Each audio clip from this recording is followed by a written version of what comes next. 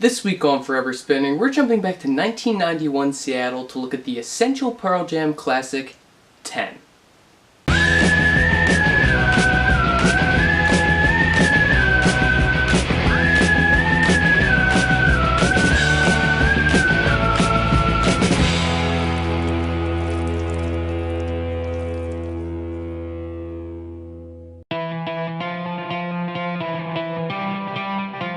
Pearl Jam was formed in 1990 by Eddie Vedder on lead vocals, Mike McCready on lead guitar, Stone Gossard on rhythm guitar, Jeff Ament on bass, and Dave Crossan on drums. They started this group in the ashes of Mother Love Bone after the untimely overdose and death of lead singer Andrew Wood.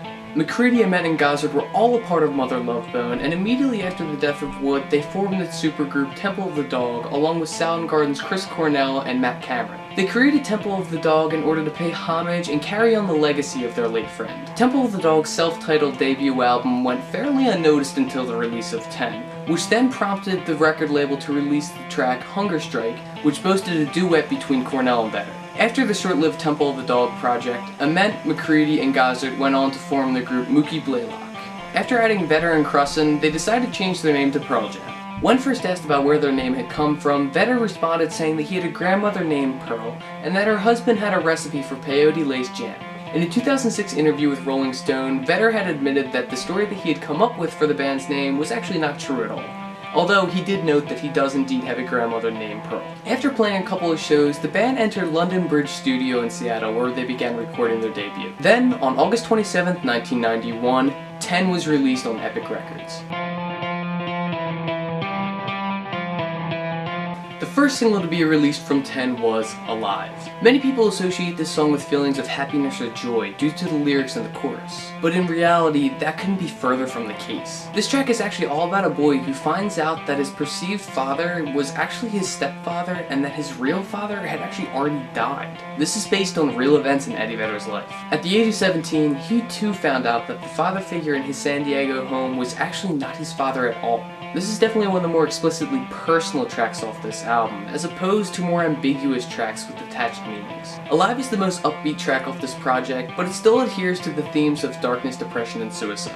Next up is the single Black, which actually came out on the same day the album came out. This song comes in at the 5th track of the album, making it the literal centerpiece of the album, but as well as the emotional centerpiece. When Vedder was asked about the meaning of this song while shooting Pearl Jam's 20 documentary, which I highly recommend you watching if you have literally any interest in Pearl Jam at all, he explained that this song is all about first relationships. This explanation makes so much sense, as this track almost feels too emotional and attaching during a first listen. But that is how young, dumb love is. You can become overtly attached, and it seems like the world is almost ending when things don't work out. The lyrics, "I know someday you'll have a beautiful life. I know you'll be a star in someone else's sky, but why can't it be mine?" are arguably the most painful lyrics on this LP. Vedder is expressing young and naive love as agonizing, and it makes it seem as if the world is ending. And to this day, Black is still one of the saddest, yet most relatable songs that Pearl Jam has ever released. Jeremy is the next single to come off of 10. This song tells the true story of a 16-year-old boy named Jeremy who walked in front of his English class and fatally shot himself in the face.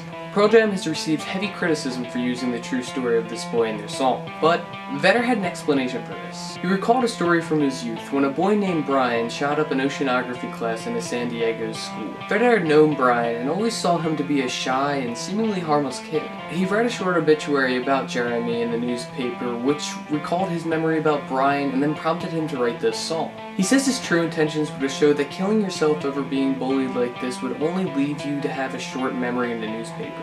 He's quoted in saying, "The best revenge is to live on and prove yourself. Be stronger than those people."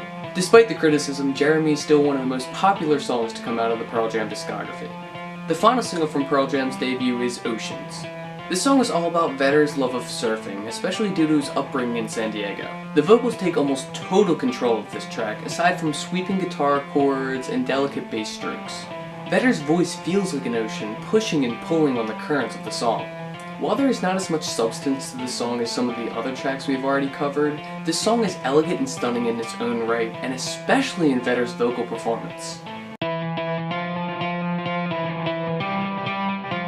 This album is considered by many to be one of the best debut albums ever. And while there's definitely tough competition in that category, I would have to agree that their argument is fairly sound. Few albums have been able to encapsulate the true feelings of depression, suicide, and anger, like the way Pearl Jam were able to do on 10. Even if you've already heard the singles before, this album is a must listen. Top to bottom, this LP is overflowing with sadness and dread, yet it still feels empowering. And in my opinion, 10 captures grunge rock at its peak form, period.